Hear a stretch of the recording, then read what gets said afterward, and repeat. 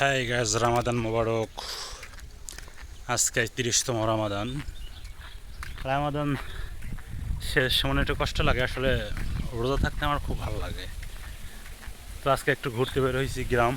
এটা আমাদের গ্রাম, চতুর্দিকে গাছ গাছালি, ক্ষেত খামার, এই গেল। ঈদ খাইতে বাড়িতে আসছিলাম, বেশি একটু ঘুরে ঘুরে নিজের এলাকা দেখতেছি, অনেকদিন পর আসা।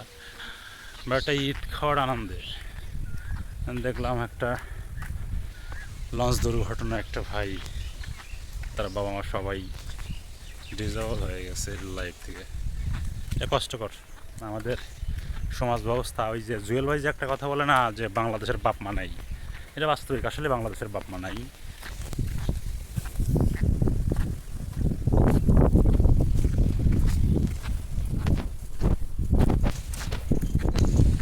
বাংলাদেশে যদি বাপ মা থাকতো তাইলে মানে এই যে সমস্যা, 54 বছরের সমস্যার সমাধান নেই। তাকে ওদিকে যাচ্ছি না, discuss my village area, this is river side. আর এই আমার নানার বাড়ি, যদিও আসলে নানার বাড়ি নানা নানি নাই, নানার বাড়ি যাচ্ছি না, কিন্তু আমার এলাকাটাই একটু ঘুরে ঘুরে দেখাচ্ছি আবার দেখতেছি। গ্রামে আসলে আমার খুব ভালো লাগে, মনটা সতেজ হয়ে যায়। আসলে মেন কারণ, এখন যাচ্ছি আমি ব্যাংক টাকা তুলতে, আর এতে তো সবাইকে দিতে হবে, না হলে তো চাকরিজীবীদের মান সম্মান থাকে না। এই জন্য টাকা তুলতে যাচ্ছি।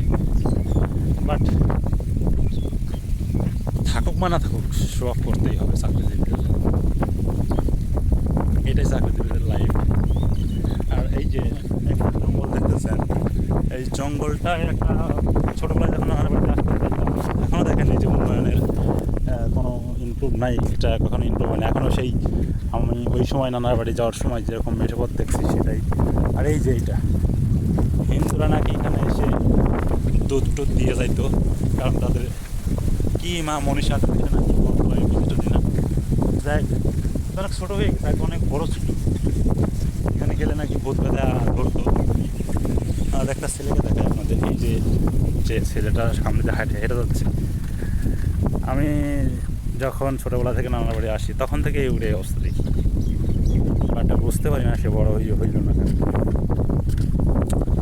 সে এখনও দেখতে ওইরকমই, ওই সময় যেরকম দেখছি তো সেম সেম সেম, বাট এখনও পরিবর্তন নাই লাইফের। মেবি উনি ওই সময় থেকে অসুস্থ। ওকে, বাই বাই, টাটা, আল্লাহ হাফেজ।